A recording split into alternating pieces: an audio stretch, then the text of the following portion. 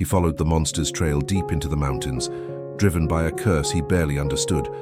But what he found hidden in the shadows was something far worse than any ancient legend. He found a scientist who made nightmares real. The trail led him not to a den of beasts, but to a hidden cave, its entrance masked by rock and time. Inside, the air was cold and sterile, smelling of ozone and disinfectant. This wasn't a natural cavern. The walls were lined with rusted metal plates bolted into the stone. A labyrinth of tubes and wires snaked across the ceiling, feeding into strange, humming machines that cast an eerie green glow on everything. Bubbling tanks lined one wall, their contents obscured by murky liquid. It was a laboratory, a place of twisted science buried deep within the earth. As Heinrich moved further in, the scale of it became overwhelming. It was a tomb of progress, a forgotten cathedral of horrors. This was it, the source. He had found the impossible, Mengele's lost laboratory, a place the world believed was just a ghost story, buried under decades of silence. The faint, rhythmic hum of electricity was a constant presence, punctuated by the slow, steady drip of water from a leaky pipe somewhere in the darkness. It was the sound of a heart that refused to stop beating. He moved cautiously past tables, laden with surgical instruments, each one glinting under the sickly light. Glass beakers held fluids of unnatural colors, and charts on the walls depicted grotesque anatomical diagrams, blending human and animal forms. This wasn't just a lab, it was a factory. But what was it producing? The answer lay deeper inside, past a heavy steel door left slightly ajar. He pushed it open, and the humming grew louder, the green light more intense. This was the core of the operation, the heart of the nightmare. From the deepest shadows of the chamber, a figure emerged. He was an old man, stooped and frail, yet his presence filled the room with an undeniable authority. He wore a blood-stained lab coat, the crimson splatters a testament to years of unspeakable work. His face was a roadmap of cruelty, etched with scars and framed by thin white hair. But it was his eyes that held Heinrich captive, pale, icy blue eyes that burned with a chilling intelligence, devoid of any empathy. They had seen too much and inflicted even more. This was no ghost, not yet. He was Dr. Friedrich Mengele, a name whispered in fear, a monster who had escaped justice only to build his own private hell. He looked at Heinrich not as a man, but as a specimen, a new variable in his grand equation. Mengele called himself a scientist, a pioneer pushing the boundaries of creation. But the twisted things that writhed in the surrounding tanks, his children of science, they would have called him God. A cruel and merciless God. "You've come a long way." Mengele's voice was a dry rasp, like sandpaper on bone. "Following my prodigal son back home, are you? Number 7 was always my most resilient creation." He gestured with a skeletal hand toward the rows of towering glass cylinders that dominated the chamber. Inside each one, suspended in a thick green fluid, was a horror beyond imagination.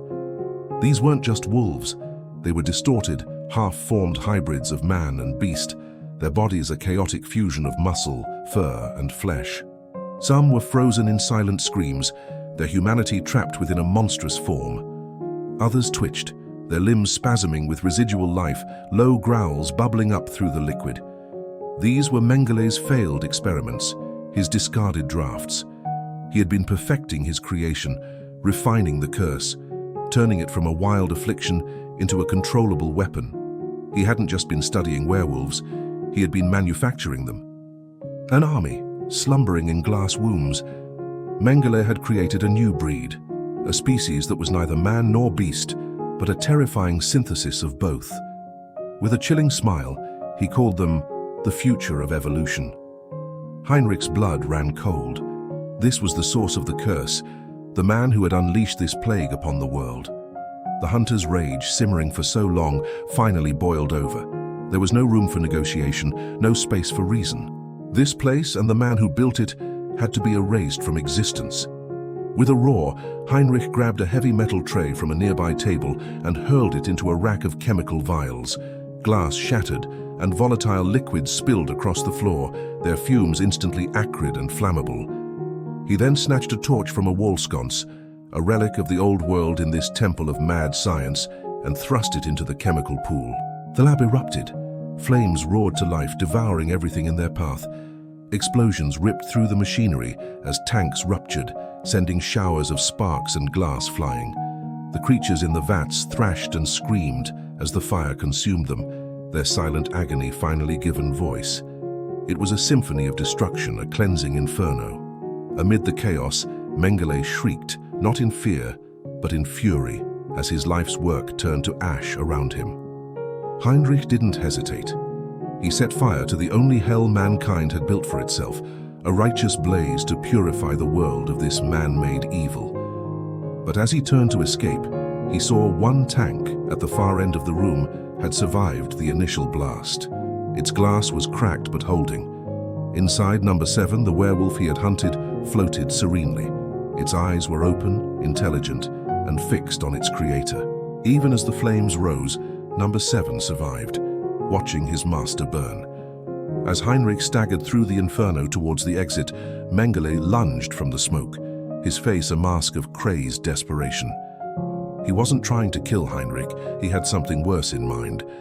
With surprising strength, he grabbed Heinrich's arm, and Heinrich felt a sharp, cold sting in his bicep. Mengele held a syringe, now empty, a triumphant, demonic grin on his face as the flames began to lick at his coat. "The legacy must continue," he rasped, before the fire engulfed him completely. Heinrich stumbled out of the cave entrance, collapsing into the snow as the mountain roared behind him, the laboratory caving in on itself. He clutched his arm, his head spinning. There, on his skin, was a small puncture mark. As he watched, the skin around it began to glow, a malevolent, pulsating red. A network of dark veins spread from the injection site like black lightning.